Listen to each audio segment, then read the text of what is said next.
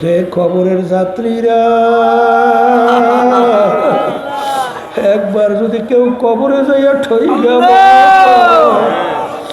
আর দ্বিতীয়বার দুনিয়াতে এসে আপিল কইরা জিতবার কিন্তু আর আশার এ দুনিয়াদার পাগল আমার বাবারা हकीकत से दुनिया में खबर है दुनिया की नुमाइश पर नजर है এ দুনিয়াদার বাবারা এ ধনী আমার বাবারা এ ক্ষমতা সম্পন্ন আমার বাবারা ভালো করে মনকে বুঝাও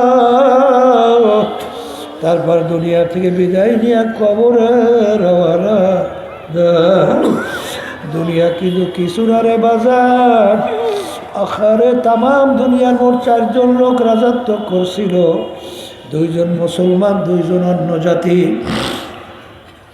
2 জন মুসলমানের ভিতরে একজন বাদশা সিকান্দার বা ইস্কান্দার বাদশাহ তিনি ইন্তেকালের আগে ওসিয়াত করছিল আমার মৌতের পরে গোসল করাইয়া কাপড় পরাইয়া খাটের ভিতরে উঠাইয়া হাত ধরে একটু বাহিরে রাইখা শহর ঘুরাইয়া তারপর আমাকে দাফন কইর বাজান তিনি দুনিয়া থেকে বিদায় হওয়ার পরে আরে গোসল করাইয়া কাপড় পরাইয়া খাটের ভিতরে উঠাইয়া হাত দুইটা বাহিরে রেখে শহরের ভিতরে ঘুরায় যারা বোঝে না তারা বলে দেখছ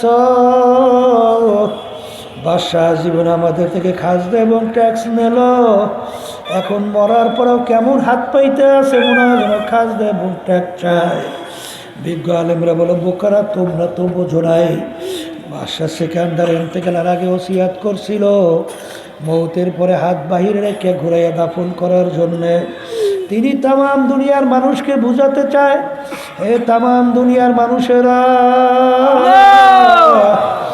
আমি বাদশাহ সিকান্দারের মতো এত বড় বাদশাহ মনে হয় দ্বিতীয় আর কেউ হইতে পারবি না তামাম দুনিয়ার বাদশাহী করলাম কিন্তু আমি যখন কবরে রওনা করলাম একেবারে 2টা খালি হাত দিয়া কবরে রওনা করলাম আর কিছুই নিতে পারলাম না এই জন্য আমার ভাইদেরকে বলবো পর্দা আলেম আলেমদেরকে বলবো মাঝে মাঝে একটু চক্ষু বন্ধ করিয়া দুনিয়া সম্পর্কে মোরাকাবা করো এ দুনিয়াদার পাগল আমার বাবারা কিয়ামতের ময়দানে হারে একজন আর একজনকে প্রশ্ন করবে ভাই কাম লাবিস না আমরা দুনিয়ার ভিতরে কতদিন ছিলাম একজনে উত্তর দেবে লাবিস না ইয়াউমান আও বাউ যাইয়াও একদিন অথবা একদিনের কিছু অংশ মনে হয় ছিলাম আর একজনে বলবে না না না হারে যারা হিসাব রাখছে তারাই বলতে পারবে কিন্তু আমার তো মনে হয় ফাস আলিল আদি যারা হিসাব রাখছে তারাই বলতে পারবে আমার তো মনে হয় ঘরের এক দরজার থেকে ঢুকলাম অন্য দরওয়াজা থেকে বের হইয়া আসলাম আল্লাহ যাকে ভালোবাসেন ইচ্ছা করেন তাকে দ্বীনের সহি বুঝদান করে পাশে একটা কথা মনে রাখা লাগবে হেদায়েত কিন্তু কোনো পীরের হাতে নাই কোনো বাবাদের হাতেও নাই কোনো ওস্তাদ বা ওস্তাদদের ওস্তাদদের হাতেও নাই হেদায়েত একমাত্র আল্লাহর হাতে অনেকে মনে করে পীরের কাছে মুরিদ হয়েছি বাবার দরবার আসা যাওয়া করি যথেষ্ট নাউজুবিল্লাহ পীর বা বাবা আমাকে নাজাত করে জান্নাতের ব্যবস্থা করবে নাউজুবিল্লাহ পীর কাকে বলে এইটা আমাদের বুঝতে হবে পীর একটা ফার্সি শব্দ এই ডাইন পাশে বাম পাশে হরেনের শব্দ একটু বাড়াও স্টেজের পাশের পীর একটা ফার্সি শব্দ আরবিতে বলা হয় মুর্শিদ বাংলা অর্থ হলো পথ প্রদর্শক যে আপনাকে পথ দেখাবে সেই হলো পীর ওই পথে চলা বা না চলার দায়িত্ব আপনার এবং আমার আর মানজিলে মাকসুদে পৌঁছাবার মালিক হল আল্লাহ এখন একটা কথা মনে রাখা লাগবে পীর বা মুরব্বী আপনাকে আমাকে যে পথ দেখাবে নিজের মন গড়া পথ দেখাবার শক্তি কারো নাই। কারণ আল্লাহ রসুল সাল্লাল্লাহু আলাইহি ওয়াসাল্লাম 1500 বছর আগে সাহাবায়ে কেরামদেরকে বলে গেছিলেন, তারাক্তু ফিকুম আমরাইন লান তাদিল্লু মা তামাসসাকতুম বিহিমা কিতাবাল্লাহ ওয়া সুন্নাত রাসূলি। আল্লাহ রসুল সাল্লাল্লাহু আলাইহি ওয়াসাল্লাম বলে গেছিলেন, হে আমার সাহাবারা, কিয়ামত পর্যন্ত উম্মতেরা, তোমাদের কাছে আমি দুইটা জিনিস রেখে গেলাম, যদি মজবুত করে ধরতে পারো তোমরা ধ্বংস হবে না, জাহান্নামে যাবে না। একটা কোরআনুল কারীম আল্লাহর কিতাব, আর একটা আল্লাহর হাবিব সাহাবায়ে কেরাম মিল্লা সুন্নাহ। এক কথায় যেই পীর বা যেই মুরব্বী আমি বাড়াইতে কই ডাইন পাশ বাম পাশের হরেন স্টেজে, ও বাড়ায় দূরের তার, কেউ আলোচনা বসবে তাই এক রকমের আওয়াজ পায়। এই ডাইন পাশের বাম পাশের হরেনের শব্দ বাড়া, আর ওই বাহিরের শব্দ আর পিছনের শব্দ এই ডান পাশ বাম পাশে এক রকমের রাখো। পিছনের শব্দ যদি স্টেজ থেকে রিপ্লাই করে তাহলে তো সমস্যা হয়ে যাবে। তাই যেই কথা বলতে চাইছিলাম, কই এরা শব্দ বাড়ছে, এখন পর্যন্ত বাড়ছে, এই যে কই কথা শোনে, এই যে ডান পাশ বাম পাশে হরেনের শব্দ বাড়াইতে পেরেছে, বোঝে কথা না বোঝে না। তাই যেই কথা বলতে চাইছিলাম, পীরের কাজ হলো কোরআন এবং হাদিস অনুযায়ী পথ দেখানো। ওই পথে চলা বা না চলার দায়িত্ব আপনার এবং আমার, আর উদ্দেশ্যে পৌঁছাবার মালিক হল আল্লাহ। কথা ঠিক কিনা? এখন আমার ভাইদেরকে বলবো, পর্দা আলে মা বোনদেরকে বলবো, বর্তমান 1500 বছরে এই যুগে আইসা আমার আব্বাজান রহমতুল্লাহি আলাইহি বলতেন, ইসলাম কেমন জানি হয়ে গেছে অন্ধের হাতি দেখার মতো। চাইর অন্ধ হাতি দেখার জন্য গেছে, ওরা তো চক্ষু দিয়ে দেখে নাই, হাত দিয়ে তোগাইয়ে বগাইয়ে দেখছে। যে যেইভাবে পাইছে ওইভাবেই মন্তব্য করছে। এক অন্ধ পাইছে হাতির সুর, মন্তব্য করছে লম্বা কাশির মতো মোটা হাতি। আর একজন হাতির পা পাইছে, হাতি খাম্বার মতো মোটা, কান পাইছে কুলার মতো চ্যাপটা, শরীর পাইছে ঘরের মতো। এখন ঝগড়া তো তৈরি হয়েছে, হয়েছে না? চক্ষুওয়ালা ব্যক্তি বলতেছে, তোমরা কেউ ঝগড়া করিল না, আসলে পূর্ণ হাতি তোমরা কেউ দেখো নাই, ওই চাইর জিনিস মিললে তার নাম হল হাতি। বর্তমানে ইসলাম বিভিন্ন কায়দায় কায়দায় এক এক কায়দায় এক এক ধরনের ইসলাম হয়েছে। ঠিক না? এক শ্রেণী বর্তমানে বলতে চায় যে মেয়েদের নাকি পোশাকাদির ব্যাপারে কোনো রেস্ট্রিকশন নাই। জোরে বলেন নাই? অর্থাৎ পোশাকাদির ব্যাপারে বলে কোনো নিয়ম টিয়ম বলে কিছু নাই। এটা নাউজুবিল্লাহ। তাইলে এটা সম্পূর্ণ কোরআন কারীমের সঙ্গে সাংঘর্ষিক হয় না? আল্লাহ রাব্বুল আলামিন পোশাকাদির ব্যাপারে কি বলছেন? লিবাসুত তাকওয়া যালিকা খায়র, পরহেজগারি লেবাস তোমাদের জন্য উত্তম। আমি বলছি না আল্লাহ? তাহলে পোশাকাদির ব্যাপারে কোনো রেস্ট্রিকশন আছে? আসতে কয়। আচ্ছা, আল্লাহ রাব্বুল আলামিন তার রাসূলকে দুনিয়াতে পাঠাইছে, পাঠাইছে না? পাঠানোর কোনো কারণ আছে না নাই? আল্লাহ রাসূল সাল্লাল্লাহু আলাইহি ওয়াসাল্লাম কি বলছেন? বুইসতু মুআল্লিমা, আল্লাহ রাব্বুল আলামিন আমাকে পাঠাইছেন ওস্তাদ হিসাবে। তাহলে ওস্তাদ হইতে হইলে তার ছাত্র আছে না? সাহাবায়ে কেরামরা হইল তার ছাত্র। কথা ঠিকই না? এই সাহাবায়ে কেরামদের সংখ্যা প্রায় 100 থেকে 1.5 লক্ষের কাছাকাছি। কথা ঠিক? এখন আল্লাহ রাসূল সাল্লাল্লাহু আলাইহি ওয়াসাল্লাম ওস্তাদ হিসাবে আসছে, ছাত্র বানাইলেন সাহাবায়ে কেরামদেরকে। আর আল্লাহর হাবিব বলছেন আমার উম্মতদের ভিতরে ৭৩টা দল হবে। এই ৭৩ দলের ভিতরে একটা দল নাজাত পেয়ে জান্নাতে যাবে। এই হাদিস কিন্তু সহিহ হাদিস, মিশকাত শরীফের ভিতরে আসছে, তিরমিজি শরীফের মধ্যে আসছে।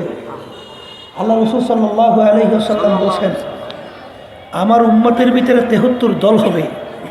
আমার আগের নবীর উম্মতদের ভিতরে ৭২ দল ছিল, ৭১ ৭২।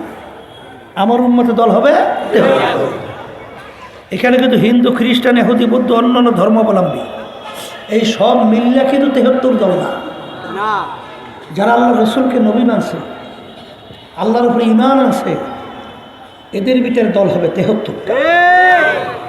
এই ৭৩ দলের মধ্যে আল্লাহ রসুল সাল্লাল্লাহু আলাইহি ওয়াসাল্লাম বলছেন মা আনা আলাইহি ওয়া আসহাবি, আমি এবং আমার সাহাবারা যেই পথ, যেই মত, যেই নীতি আদর্শ, যেই সুরাত সিরাত আকীদার মধ্যে আছে, কিয়ামত পর্যন্ত যারাই এই নিয়মে থাকবে তারাই নাজাত পেয়ে জান্নাতে যাবে। কথা ঠিক না?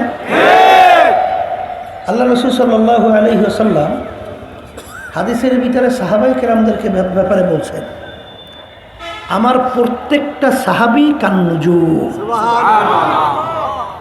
ইকতাদাইতুম ইহতাদাইতুম। সমুদ্রের ভিতরে যখন নাকি নাবিক জাহাজ চালায়,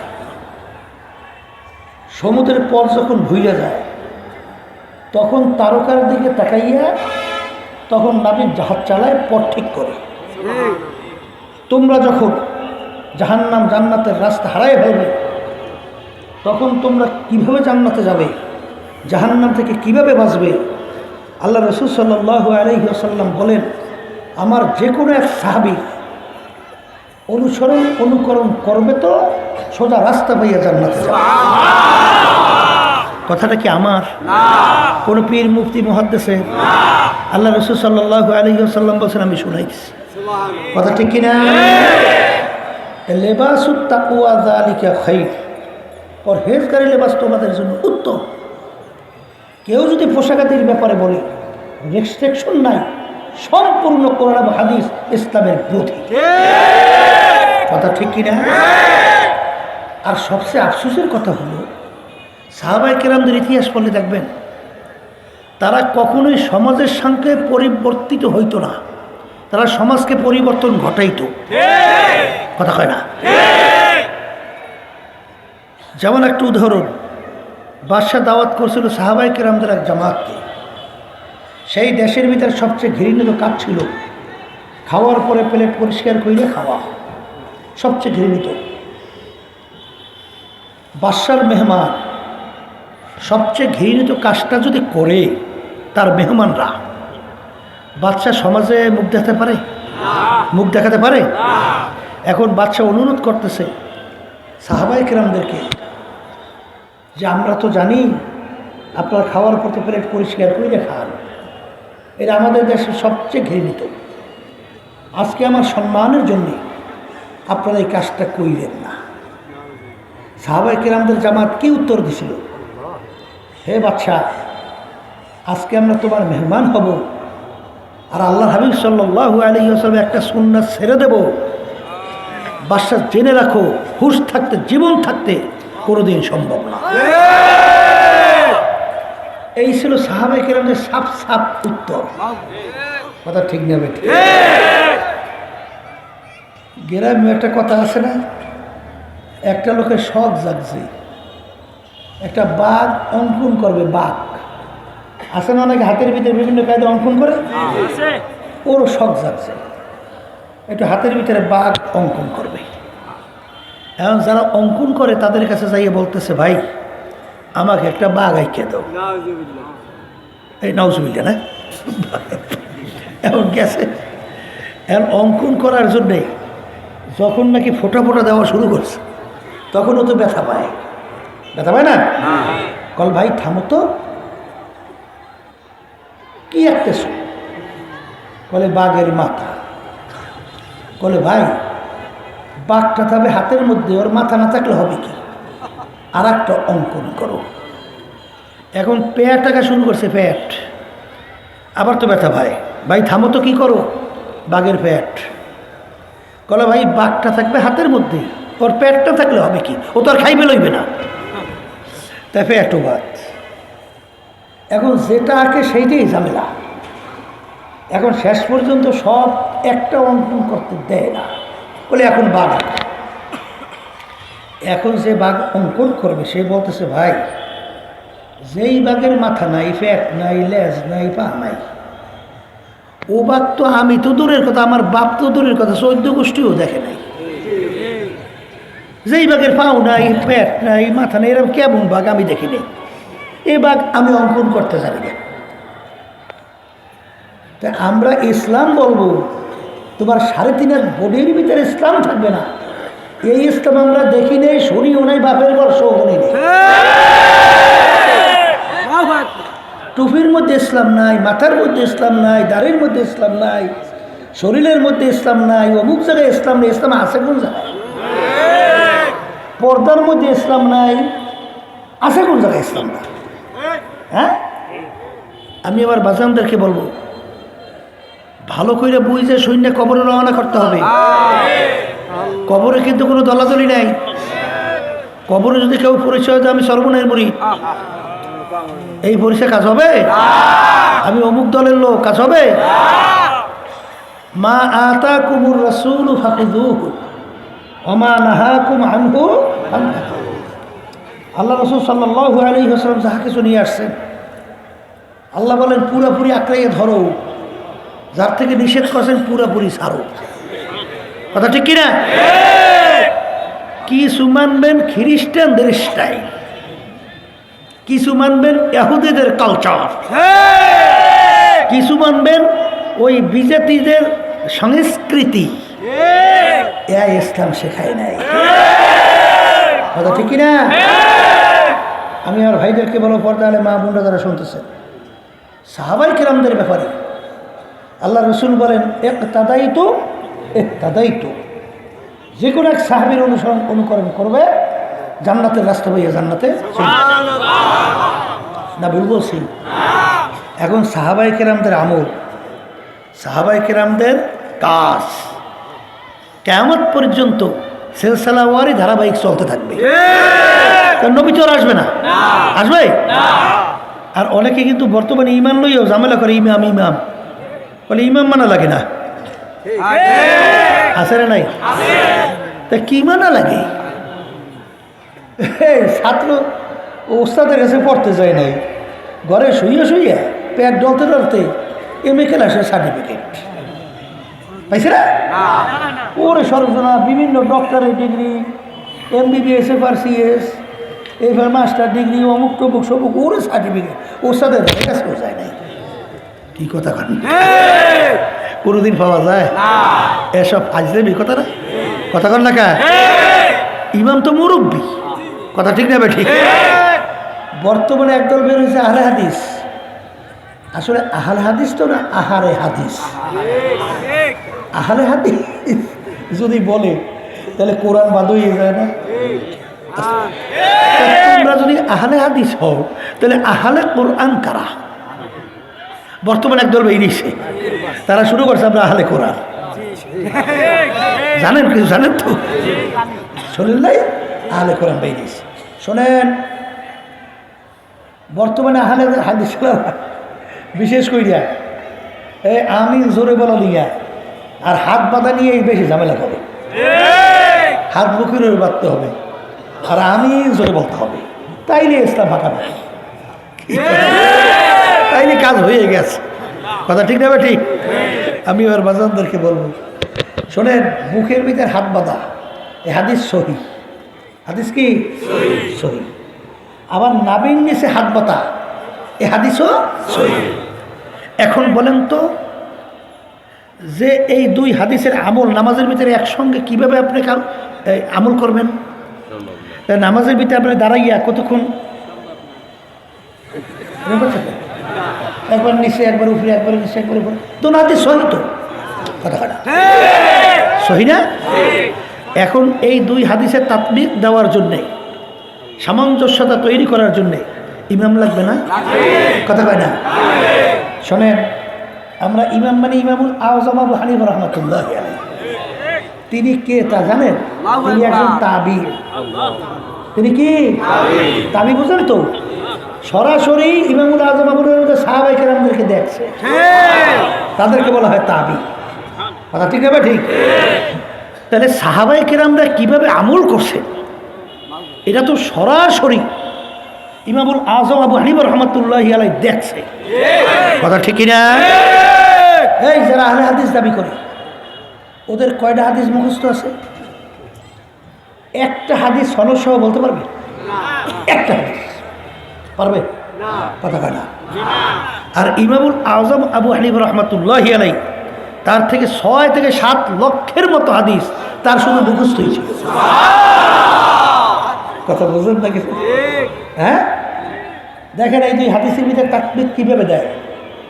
মহিলাদের 17 হলো বুক, নামাজের ভিতরে মহিলার হাত বাঁধবে বুকের উপরে, আর পুরুষদের 17 হইল নাভির নিচ।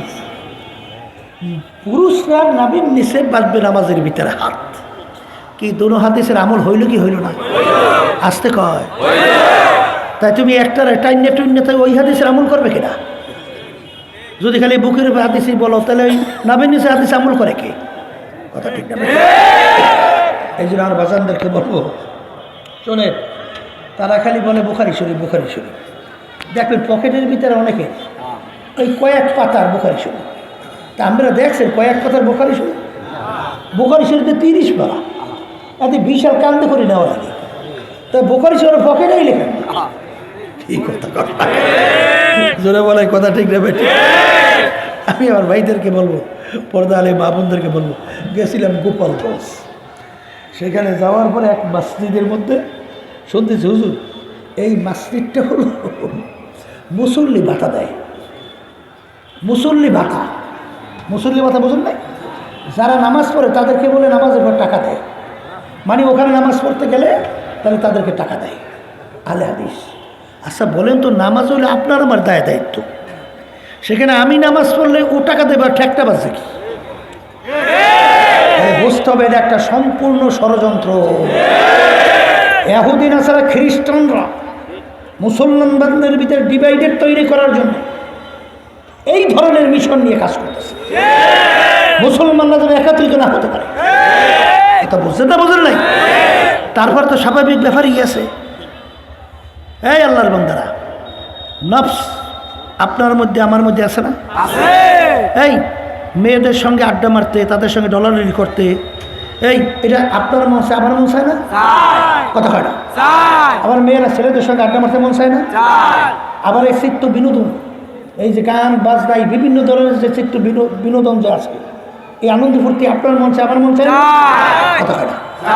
এখন যদি কেউ ফতুয়া দিতে পারে যে অসুবিধা নেই, মেয়েদের সঙ্গে আড্ডা মারা, ওই গান বাজনা বেহাইব না, এর সবই করতে পারবা, আবার বেহেশতেও যেতে পারবা। সুবিধা রাখি দেখেন, ওই রাস্তা কেউ ছাড়ে? সবই ভরা যাইবে, গোসু খাওয়া যাইবে, শুধু খাওয়া যাইবে, আবার চিত্ত বিনোদন হ্যাঁ সব করা যাইবে, আবার আমাদের তো মূল উদ্দেশ্য জাহান্নাম থেকে বাইসা বেহেশতে যাওয়া, তাও যাওয়া যাইবে। অসুবিধা কি? গেছিলাম ওইটা হচ্ছে যে এমনের ইতি আছে না, জায়গাটা ভুলে গেছি। যাও, সেখানে যাওয়ার পর শুনছি বর্তমানে এক পীর মেয়েদিস, হ্যার মুরিদের কারবার হইল মরার পরে পীরের বলে একটা সাজরানামা কি লেখা আছে, ওইটা বলে কাফনের ভিতরে ঢুকেই দেয়, ওইটাই বলে যথেষ্ট, আর কিছু লাগবে না। কায়দাটা বুঝছে বাজান?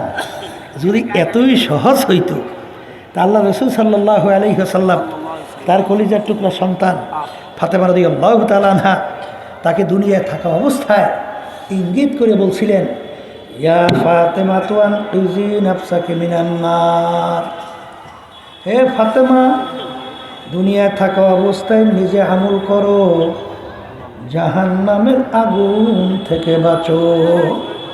ও ফাতেমা এরপরে অন্ধকার কবরে যাই আসো।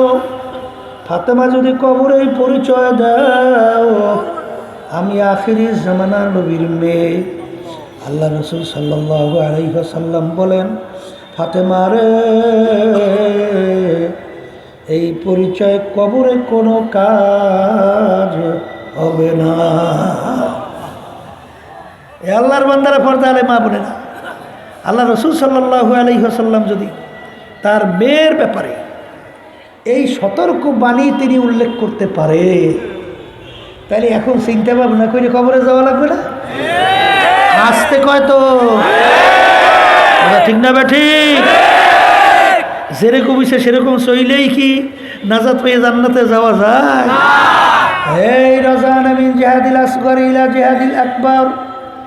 আল্লাহ হাবিব সাল্লাল্লাহু আলাইহি ওয়াসাল্লাম এক যুদ্ধের ময়দান থেকে আসার পরে সাহাবায়ে কেরামদেরকে বলেন, হে আমার সাহাবারা, ছোট যুদ্ধের থেকে বড় যুদ্ধের দিকে রওনা করলাম। সাহাবায়ে কেরাম বলেন, আল্লাহর রাসূল, এর সে আবার বড় যুদ্ধ কোনটা?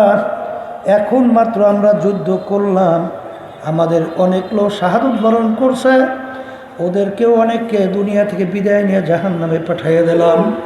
হুজুরের চেয়ে আবার বড় যুদ্ধ কোনটা? আল্লাহ হাবিব সাল্লাল্লাহু আলাইহি ওয়াসাল্লাম বলেন, এ আমার সাহাবারা, নফসের সঙ্গে জিহাদ করা এর চেয়ে বড় যুদ্ধ। সবাই বলি সুবহানাল্লাহ। এই জন্য কিতাবের ভিতরে আসছে, মান আরাফা নাফসাহু ফাকাদ আরাফা রাব্বা। যে নিজের নফসের পরিচয় লাভ করতে পারছে, সেই আমার মালিকের পরিচয় লাভ করতে পারছে। এ কবরের যাত্রীর নফস কিন্তু তিন প্রকার। এক নম্বর নফস হলো নফসে আম্মারা, এটা কিন্তু কোরআনুল কারীমের ভিতরে আছে। এর ভিতরে আছে, কথা কয় না? আরেকটা নফসের নাম হলো নফসে লাওয়ামা, আর একটা নফসে মুতমাইন্না। নফসে আম্মারা কাকে বলে? সব সময় গুনাহ করতে ভালো লাগে, নেকের কাজ ভালো লাগে না। এই নফস হইল নফসে আম্মারা। এই নফসের নাম কি? নফসে। এই দুনিয়ায় থাকা অবস্থা আপনি নিজেই পরীক্ষা করে দেখতে পারবেন আপনার নফসটা কোন নফস। এটা ঠিক না বে ঠিক? মুজাহাদার মাধ্যমে, কোরআনুল কারীম তেলাওয়াতের মাধ্যমে, মৌতের মুরাকাবার মাধ্যমে, জিকির আজকারের মাধ্যমে এই নফস পরিবর্তন ঘইটা এক পর্যায়ে নফসটা নফসে লাওয়ামায় পরিণত হয়ে যায়। নফসে লাওয়ামা কাকে বলে? গুনাহ করার সময় চুপ থাকে, গুনাহ হওয়ার পর ভিতরে আফসোস তৈরি হয়, এই গুনাহটা আমি কেন করলাম। এই নফসটা কোন নফস? হ্যাঁ, আর একটা নফসের নাম হলো নফসে মুতমাইন্না। বাজার নফসে মুতমাইন্না কাকে বলে? গুনার কাজ ছাড়তে পারে, নেকের কাজ করতে পারে। বলেন, নেক করতে পারে, গুনাহ ছাড়তে পারে। বলেন, নেক কাজ করতে পারে, গুনার কাজ ছাড়তে পারে। এই নফসটা কোন নফস? বলেন, নফসে কথা ঠিক কিনা? এ কবরের যাত্রীরা, যারা বেহেশতে যাইতে চান, জাহান্নাম থেকে বাঁচতে চান, আপনার নফস যদি নফসে মুতমাইন্না না পৌঁছাইতে পারে, আমার মালিক যখন কিয়ামতের ময়দানে ডাক দেবে, ইয়া আইয়াতুহান নাফসুল মুতমাইন্না ইরজিই ইলা রাব্বিকি রাদিয়াতাম মারদিয়া আদখুলি ফি ইবাদি ওয়াদখুলি জান্নাতি। এটা কি আমি কোরআন শরীফে আয়াত শুনেছি না অন্য কিছু? আসতে কয়, হ্যাঁ? আল্লাহ রাব্বুল আলামিন কোন নফসদেরকে ডাকবেন? বলেন, নফসে মুতমাইন্নার দলদেরকে। বলেন, আবার বলে, ইয়া আইয়াতুহান নাফসুল মুতমাইন্না ইরজিই ইলা রাব্বিকি রাদিয়াতাম মারদিয়া ফাদখুলি ফি ইবাদি ওয়াদখুলি জান্নাতি। হে নফসে মুতমাইন্নার দলের আসো, তোমরা আমার বান্দা বান্দীদের কাতারের ভিতরে শামিল হয়ে যাও, এরপরে তোমরা আমার বেহেশতের ভিতরে ঢোকো। কাদেরকে ডাকবে? হ্যাঁ, নফসে মুতমাইন্নার ব্যাখ্যা কি দিয়েছিলাম? হ্যাঁ বলে, নেকের কাজ করতে পারে, গুনার কাজ ছাড়তে পারে। এই আল্লাহর বান্দারা বেহেশতে যাওয়ার জন্য আল্লাহ রাব্বুল আলামিন শর্ত লাগাইছেন না দুইটা? কয়টা? ইন্নাল্লাযীনা আমানু ওয়া আমিলুস সালিহাত, ঈমান নেক কাজ। বলেন আবার কোন? তাহলে ঈমান নেক কাজ দুইটা লাগবে বেহেশতে যাওয়ার জন্য। ঈমান বলা হয় বিশ্বাস, নির্ভেজাল, তিন জিনিসের সমন্বয়। মুখে স্বীকার করা, হুবহু অন্তরে বিশ্বাস, কাজে প্রমাণ করে দেখানো। এই তিন জিনিসের সমন্বয়, তার নাম কি? এই ঈমান থাকতে হবে নির্ভেজাল। আল্লাহ রাসূল সাল্লাল্লাহু আলাইহি ওয়াসাল্লাম বলেছেন, আখলিস দীনাকা ইয়াকফিকা আমালুল কলিল। তোমাদের ঈমান যদি নির্ভেজাল হয়, স্বচ্ছ হয়, এই তাহলে তুমি অল্প নেক আমল করবো তো জান্নাতে চলে যাবা। ঈমান হওয়া লাগবে কি? নির্ভেজাল, স্বচ্ছ। কথা ঠিক কিনা? এই আল্লাহর বান্দারা, পর্দা আলে মা বোনেরা, অনেক বাজানদেরকে বলি, আমরা এখনো বলি, কেউ রাগ করবেন না। এক শ্রেণী আমার বাজানরা কিন্তু স্বাধীনতা পাইয়া, ক্ষমতার বলে, টাকার বলে, সম্মানের বলে, দুনিয়ামুখী মানব রচিত তন্ত্রমন্ত্র যারা রাজনীতি করে, বাস্তবায়ন করতে চায়, তাদের সঙ্গে জড়াইয়া দল করেন। কথা কয় না? আছে না নাই?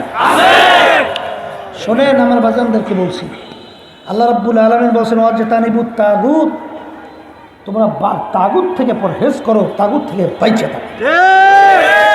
এই তাগুত কাকে বলে?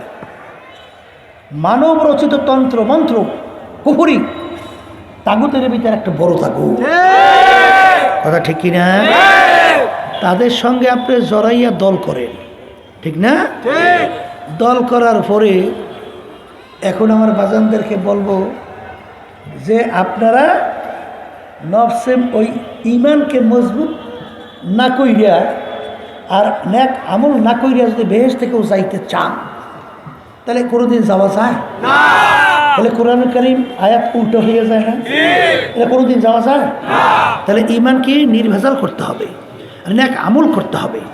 আর ঈমান নির্ভেজাল বলছিলাম যে ঈমানের ভিতরে কোনো থাকতে পারবে না, ভেজাল থাকতে পারবে না। যেমন আমরা যখন কালিমা পড়ছি, কি বলছি? লা ইলাহা ইল্লাল্লাহ, লা মাকসুদা ইল্লাল্লাহ, লা মাতলুবা ইল্লাল্লাহ, লা মাহবুবা ইল্লাল্লাহ, লা মাশউকা ইল্লাল্লাহ, লা ইলাহা ইল্লাল্লাহ। কথা ঠিক না বেটা? এই ঈমানকে নির্ভেজাল আমরা বলছি যে সমস্ত ক্ষমতার মালিক কাকে বলছি? আল্লাহ। এটা ঈমান না? আচ্ছা কয়, এটা ঈমান না? আইন দেওয়ার মালিক কাকে বলছি? আল্লাহ। আল্লাহকে ঈমান না? কিন্তু কেউ যদি মনে করেন আইন দেওয়ার মালিক জনগণ, ঈমান কি ভেজাল না নির্ভেজাল? সর্বনাইতে মনে আছে একটা ছেলে, আমাদের খুব মহব্বতী পরিচয়, এই আওয়ামী লীগ করে। এখন ওয়াইসে আমাকে বলতেছে, হুজুর আমরা তো সব বিষয়ই আল্লাহকেই, আমরা সব বিষয়ই তার হুকুম অনুযায়ী চলি, মানি, কিন্তু হুজুর রাষ্ট্র পরিচালনার ব্যাপারে আমরা একটু এই নিয়মটা মানি, এতে কোনো অসুবিধা আছে? আমাকে বলতে আছে। আমি বললাম যে অসুবিধা আছে কি? শোনো, ঈমান থাকবে না। বলে তা কি? বলে সব বিষয়ে আমার আল্লাহ পারে, আর রাষ্ট্র পরিচালনার ব্যাপারে আমার আল্লাহ অপারগ। কথা বোঝেন নাই? বুঝে গেছি। ওর কথা অনুযায়ী আল্লাহ রাষ্ট্র পরিচালনার ব্যাপারে অপারগ। কথা কয় না? ঈমানকে থাকবে? ঈমান থাকবে? এই জন্য আমার ভাইদেরকে বলবো, ঈমান হওয়া লাগে নির্ভেজাল। কি এই যে প্রচলিত গণতন্ত্র যেটা বিএনপি লালন করে, government of the people, by the people, for the people, এক কথায় বুঝতে চায় সমস্ত ক্ষমতার মালিক বলে জনগণ। এইটা বিএনপি কিন্তু এটা বাস্তবায়ন করতে চায়, আওয়ামী লীগ এইটা বাস্তবায়ন করতে চায়, জাতীয় পার্টি এইটাই বাস্তবায়ন করতে চায়। কথা ঠিক কিনা? আর আমরা মুসলমান কি বলি? বাইদা আল্লাহ, ফরদা আল্লাহ, অবদা আল্লাহ। সমস্ত ক্ষমতার মালিক আল্লাহ, আইন দেওয়ার মালিক আল্লাহ, সব কিছুর মালিক আল্লাহ।